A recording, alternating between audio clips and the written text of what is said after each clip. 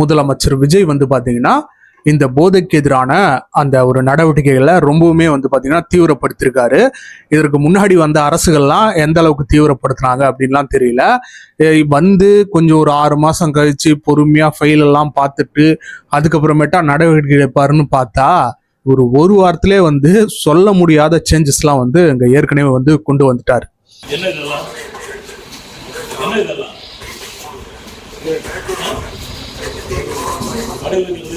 இன்னொரு பக்கம் வந்து பாத்தீங்கன்னா இந்த சூப்பர் ஸ்டார் என்று சொல்லிக் கொள்ளுகின்ற அந்த ரஜினி, அவரு குடும்பமாகட்டும் சரி, அவராகட்டும் சரி, எப்படியாவது விஜயை தடுத்து நிறுத்தணும் அப்படின்னு சொல்லிட்டு பல்வேறு வேலைகள்ல ஈடுபடுறத வந்து நம்மளால பார்க்க முடியுது. அது என்ன அப்படின்னு சொல்லிட்டு இந்த வீடியோல வந்து நம்ம மொத்தமா பார்க்க போறோம். இன்னொரு பக்கம் விஜய் அவர்கள் மீது, முதலமைச்சர் விஜய் அவர்கள் மீது சிபிஐ வழக்கு வந்து பாயுமா? ஏன்னா ஏற்கனவே வந்து பாத்தீங்கன்னா அதிமுகல ஒரு பிளவு ஏற்பட்டிருக்கு. 25 எம்எல்ஏக்கள் மேல வந்து இந்த சைடு டிவிக்கு ஆட்சி அமைக்க ஆதரவு தெரிவிச்சிருக்காங்க. அந்த நிலையில அவங்க கட்சி தொடர்பான ஒருத்தர் வந்து இப்போ ஒரு இது சொல்லியிருக்காரு, இந்த மாதிரி நாங்க ஒரு சிபிஐ வழக்கு வந்து தொடர போறோம், குதிரை பேரத்துல ஈடுபட்டிருக்காங்க அப்படின்ற மாதிரி இன்பதுரை அப்படின்றவர் வந்து பாத்தீங்கன்னா சொல்லியிருக்காரு. அது என்ன, அதுக்கு உண்டான பாசிபிலிட்டிஸ் என்ன, அப்படி நடந்தா உண்மையாலுமே நல்லதானா அப்படின்ற அந்த விஷயங்கள் எல்லாத்தையும் இந்த வீடியோல வந்து பார்க்க போறோம். Ladies and gentleman, once again welcome back to OG politics.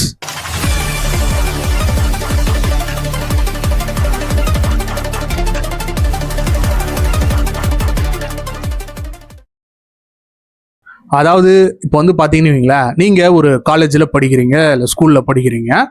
உங்க கூட படிச்ச ஒரு ஃப்ரெண்டு வந்து பாத்தீங்கன்னா அந்த சமயத்துல வந்து சரியா படிக்கல அப்படின்னே வச்சுக்கோங்க. ஸ்கூல் சமயத்திலயோ காலேஜ் படிக்கலோ அந்த சமயத்துல சரியா படிக்காம ஒரு 10 வருஷம் கழிச்சு வந்து நீங்க பாக்குறீங்க காலேஜ்லாம் முடிச்சிட்ட பிறகு, அவன் வந்து இந்த லெவலுக்கு ரீச் ஆயிருப்பானா அப்படின்னே வந்து பாத்தீங்கன்னா கண்டிப்பா உங்களுக்கு நீங்க நினைக்க முடியாத ஒரு ரீச்ல இருக்கான். ஏதோ பிசினஸ் மேனா ஆயிட்டான், இல்ல ஏதோ ஒரு ஆக்டர் ஆயிட்டான், இல்ல வெளிநாட்டுக்கு போயிட்டு ஒரு பெரிய ஆள் ஆயிட்டானா நீங்க கொஞ்சம் பொறாமப்படுவீங்க கண்டிப்பா. என்னடா இது, காலேஜ்ல இவன் இந்த மாதிரி இருந்தானே, இப்ப இந்த மாதிரி ஆயிட்டானே, நம்ம பார்த்து வளர்ந்த பயலாச்சே அப்படின்ற மாதிரி நீங்க ஒரு பொறாமப்படுவீங்க. ஆனா அந்த பொறாமை அப்படின்றது கொஞ்ச நாட்கள் தான் வந்து நீடிக்கும். அதுக்கப்புறமேட்டா வந்து நீங்க பாத்தீங்கன்னா என்னதான் இருந்தாலும் நம்மளுடைய ஃப்ரெண்டு இன்னைக்கு நல்ல நிலைமையில இருக்கான் அப்படின்னு சொல்லிட்டு நீங்க கண்டிப்பா சந்தோஷம் தான் படிப்பீங்க. ஆனா இந்த ரஜினிகாந்த் அப்படின்ற அந்த ஆள் வந்து பாத்தீங்கன்னா விஜய் முதலமைச்சர் ஆயிட்ட நம்மளை விட ஒரு 25 வயசு சின்ன பையன் வந்து நமக்கு பின்னாடி கட்சி ஆரம்பிச்சு நம்ம என்ன பண்ணணும்னு நினைச்சோமோ அதை 2 வருஷத்துல சாலிடா வந்து பண்ணிட்டானே அப்படின்னு சொல்லிட்டு இவரு இதற்கு முன்னாடி திமுகவையும் அதிமுகவையும் இணைப்பதற்கான அந்த வேலைகள்ல வந்து ஈடுபட்டு இருந்தாரு. அதை வந்து நம்ம பார்த்திருந்தோம். ஆனா இப்ப பாத்தீங்கன்னா நிலைமையே வந்து தலைகீழ ஆயிடுச்சு. யாருக்கு வந்து அரசியல் பண்ண தெரியாது, இவர் வந்து ஒரு சினிமா நடிகர், இவருக்கெல்லாம் என்ன அரசியல் பண்ண போகுது அப்படின்னு தெரிஞ்ச சொன்னவங்களுக்கு இந்த பக்கம் திமுகல இருந்து அவங்க கூட்டணி கட்சிகளை மொத்தமா இந்த பக்கம் தூக்கின்னு வந்துட்டாரு. இன்னொரு பக்கம் அதிமுகவை 2ஆ பொளந்து இன்னைக்கு 144 இடங்களோட மிகப்பெரிய ஒரு பெரும்பான்மையோட அரசுகளை வந்து அமைச்சிருக்காரு முதலமைச்சர் விஜய் அவர்கள். இப்ப பாரு, டிஎம்கேவையும் ஏடிஎம்கேவும் தான் என்னால இணைக்க முடியல, இப்ப நான் போயிட்டு அதிமுகவை இணைக்கிறேன் பாரு அப்படின்னு சொல்லிட்டு இப்ப பிளந்து கலக்கிற இந்த அதிமுகவை இணைக்கிறதுக்கு வந்து மறுபடியும் புரோக்கர் வேலையில ரஜினிகாந்த் வந்து இறங்கி இருக்கிறதா நம்ம சொல்லல. ஒரு செய்தியை வந்து இன்னைக்கு வந்து ஒரு தனியார் நியூஸ் பேப்பர்ல வந்து போட்டிருக்காங்க. நீங்களே பாருங்களேன் அந்த செய்தியை. அதிமுகவை இணைக்க ரஜினி முயற்சி, கட்சி மூத்த நிர்வாகிகளிடம் நேரடி பேச்சு அப்படின்னு சொல்லிட்டு ஒரு இது போட்டிருக்காங்க. ஒரு செய்தித்தாளில் வந்து போட்டிருக்காங்க. இதை வந்து ஏதோ ஒரு எப்படி சொல்றது, ஒரு சேனலோ ஒரு யூடியூப் சேனல்லையோ இல்லை இன்ஸ்டா பக்கத்துலயோ வந்ததே கிடையாது, ஒரு செய்தியிலே போட்டிருக்காங்க. அந்த அளவுக்கு நாரி போய் கிடைக்குது இந்த ஆளோட லட்சணம். அதிமுக வந்து பாத்தீங்கன்னா இப்போ உடஞ்சுது அப்படின்னா கண்டிப்பா அடுத்த டைரக்ட் காம்படிஷன் அப்படின்னு அடுத்த எலெக்ஷன்ல இருக்குன்னு பாத்தீங்கன்னா இந்த பக்கம் டிஎம்கே, இன்னொரு பக்கம் டிவிகே. ஏற்கனவே எப்படி காம்படிஷன் இருந்தோ அதே மாதிரி தான் அடுத்த எலெக்ஷன் வரக்கூடிய இந்த நாடாளுமன்றத்துக்கான எலெக்ஷன்லேயே இருக்க போகுது அப்படின்னு தெரிஞ்சுக்கிட்டாரு போல இவரு. அதனால தான் வந்து பார்த்தீங்கன்னா இப்போ வந்து பேச்சுவார்த்தை வந்து நடத்திட்டு இருக்காராம். எல்லாருக்குமே வந்து ஃபோன் பண்ணி ஏன் இந்த மாதிரி ஆச்சு அப்படின்னு சொல்லிட்டு நலம் விசாரிச்சுக்கிட்டு இருக்காராம். இவரை நலம் விசாரிக்கிறதுக்கே பல பேர் இங்கே வந்து தேவைப்படுது. இந்த லட்சணத்துல இவர் வந்து பார்த்தீங்கன்னா அதிமுக கட்சியை வந்து இணைக்க போறாராம். இந்த கேம் எல்லாம் வந்து தளபதி விஜய் கிட்ட செல்லுபடி ஆகாது. ஏன்னா அவரை வந்து பேக்கப் பண்றது அப்படின்னு பாத்தீங்கன்னா இன்னொரு பக்கம் அந்த சைடு அருண்ராஜ் ஆகட்டும், இந்த சைடு சிடி நிர்மல்குமார், ஆதவ் அர்ஜுனா, செங்கோட்டையன் போன்ற மிகப்பெரிய ஜாம்பவான்கள்லாம் அந்த சைடு பேக்கப்ல இருக்காங்க. அவங்களுக்கு தெரியாத அரசியல்லாம் ஒன்றும் இந்த ஆளுக்கு ஒன்றும் தெரியாது அப்படின்றத சொல்லுகின்ற இந்த சமயத்துல நம்ம வந்து பாத்தீங்கன்னா இப்போ நம்மளால இறங்க முடியல, நம்ம இறங்கினாலுமே ஏன் இப்போ நீ திருப்பி அரசியலுக்கு வர அப்படின்னு எல்லாம் கேட்பாங்க. நம்ம பின்னாடி இருந்தே இந்த மாதிரி வேலைகள்லாம் பார்ப்போம், முன்னாடி வேணா வேற யாராச்சும் இறக்கி விடணுமே அப்படின்னு சொல்லிட்டு இப்போ இவருடைய மகளான சௌந்தர்யா ரஜினிகாந்த் அவங்கள வந்து இறக்கி விட ஒரு முயற்சி பண்ணிக்கிட்டு இருக்கா செய்திகள் வந்து வந்துகிட்டு இருக்கு. அதாவது நேத்து வந்து பாத்தீங்கன்னா நாகர்கோயில்ல ஒரு டொனேஷன் கேம்பெயின் வந்து போட்டிருக்காங்க. பயங்கரமா டொனேஷன்லாம் பண்ணியிருக்காங்கன்னு வைங்களேன். என்ன டொனேஷன்னா 5 ஆட்டோ. பாருங்க எவ்வளவு பெரிய பணக்காரங்களா இருக்கக்கூடிய இவங்க வந்து பாத்தீங்கன்னா அஞ்சு பேருக்கு இவ்வளவு பெரிய நம்பர்ஸ், இத்தனை கோடி மக்கள் இருக்கக்கூடிய இடத்துல 5 பேருக்கு உண்மையாலுமே வந்து நம்ம இதை வந்து பாராட்டி தான் ஆகணும்.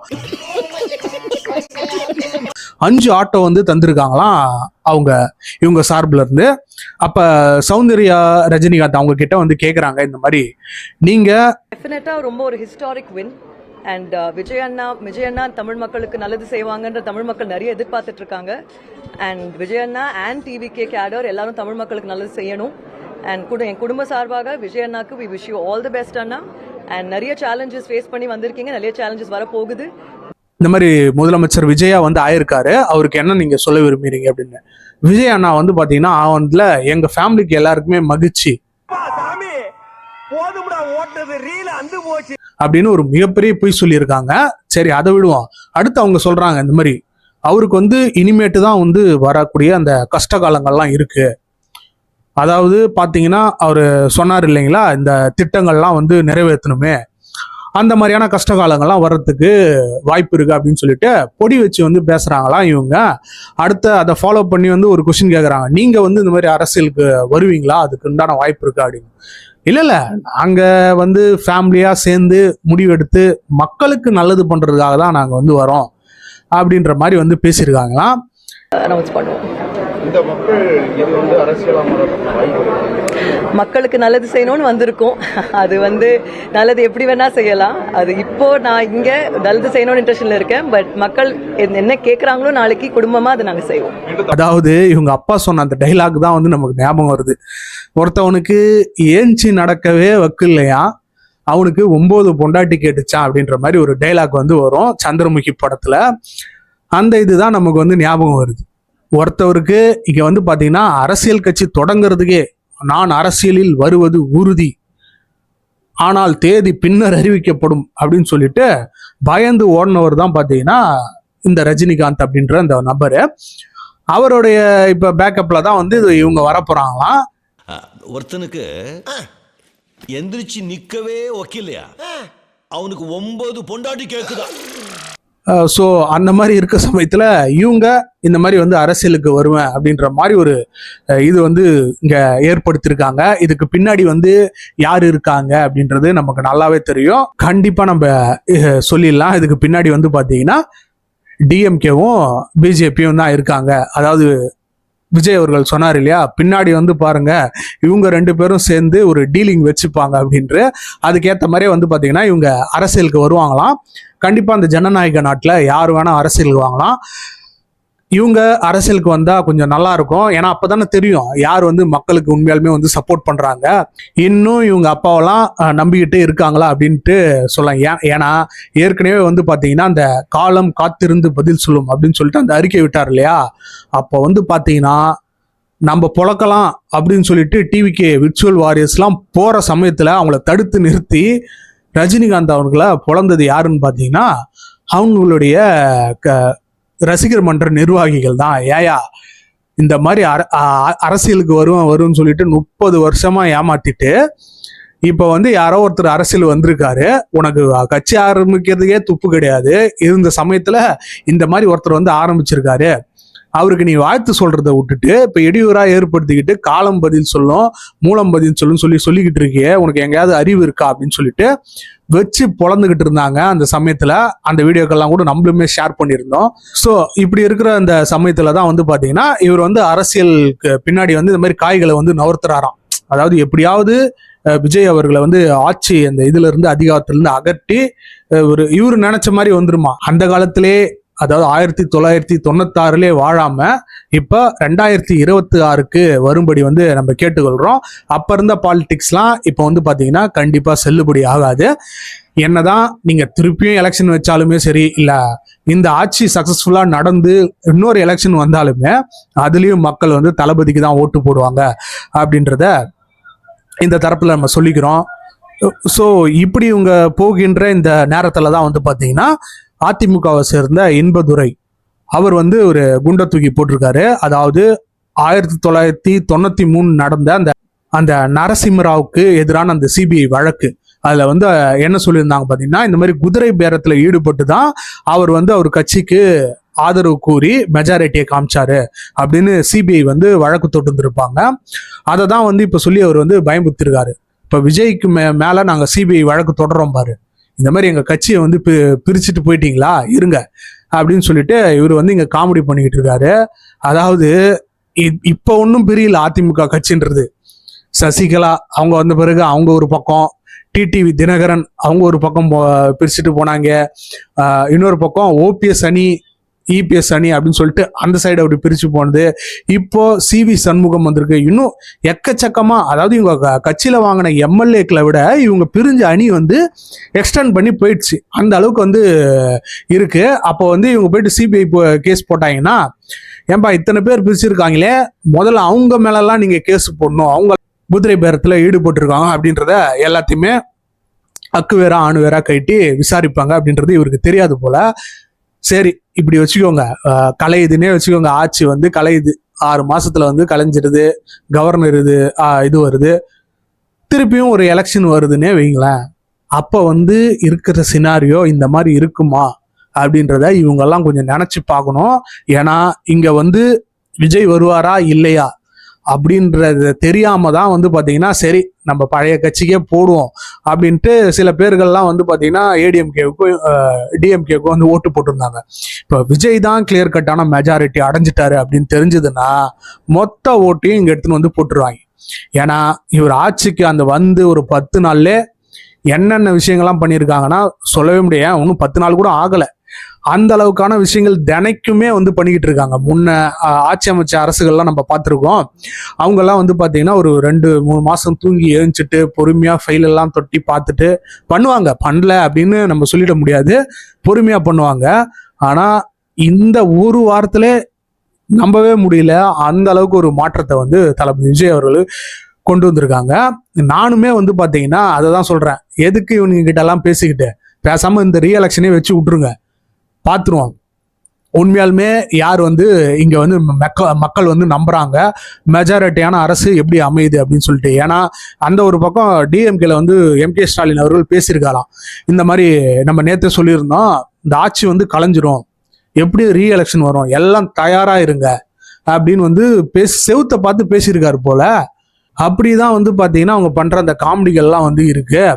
இந்த நேரத்துல நம்ம வந்து சொல்லிக்கிறது விரும்புறதுன்னா, அவரு தொகுதியிலே அவரால் வந்து ஜெயிக்க முடியல, அந்த இடத்துல வந்து ஒழுங்கா அந்த கட்சி கட்டமைப்பை வந்து பண்ண முடியாம அந்த இடத்துல மண்ணை கவிட்டு எந்த நம்பிக்கையில இவங்கெல்லாம் வந்து இந்த மாதிரி பேசிக்கிட்டு இருக்காங்கன்னு தெரியல. ரீஎலெக்ஷன் வைங்க, இப்போ உடனே அடுத்த வாரமே வைங்க, நாங்க கொடுக்குறோம் 5000 அப்படின்னு 5000 கோடி அப்படின்னு சொல்லிடுவாங்க போல. அந்த அளவுக்கு பார்த்தீங்கன்னா ரொம்ப எப்படா இந்த ஆட்சியை வந்து கழுக்கலாம் அப்படின்னு சொல்லிட்டு ஒரு நரி கூட்டம் மாதிரி சுத்தி நின்றுகிட்டு இருக்காங்க.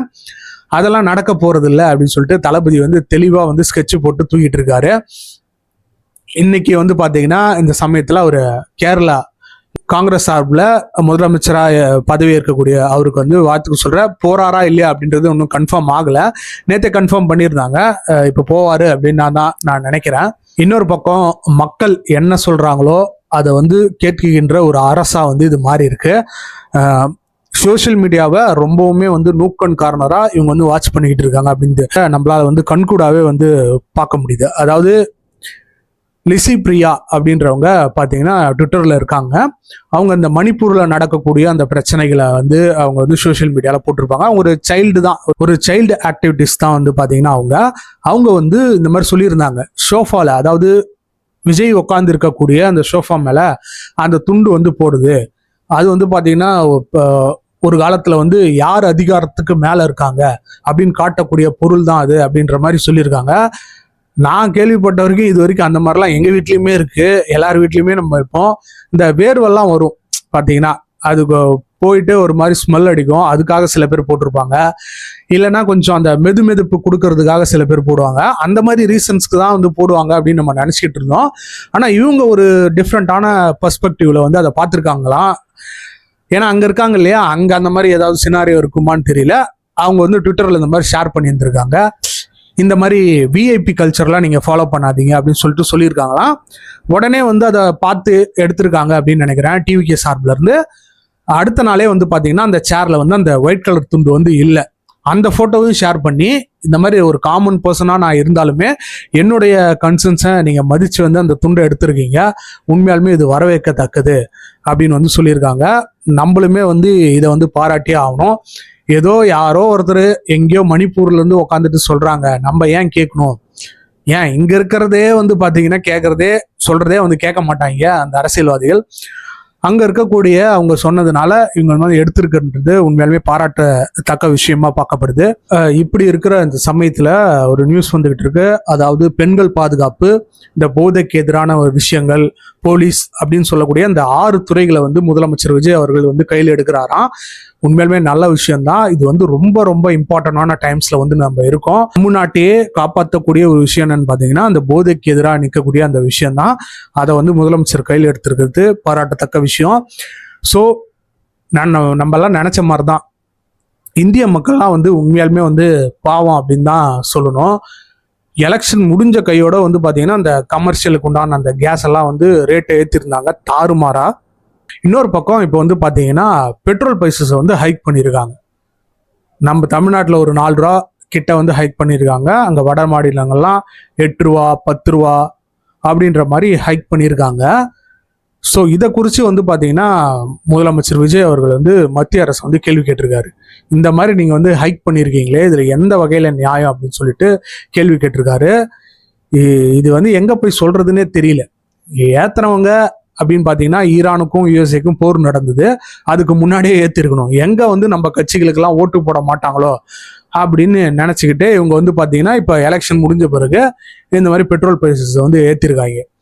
ஸோ இது வந்து பார்த்தீங்கன்னா இன்னுமே வந்து ஏறுறதுக்கு தான் அதிக வாய்ப்பு இருக்குது, கண்டிப்பாக வந்து குறையாது. ஏன்னா போர் வந்து பார்த்தீங்கன்னா இன்னொரு பக்கம் வந்து ஸ்டார்ட் பண்ண போகிறதா அந்த சைடு வந்து ட்ரம்ப் வந்து சொல்லியிருக்காரு.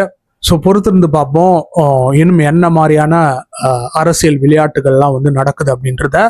Ladies and gentleman, once again thanks for வாட்சிங் OG Politics.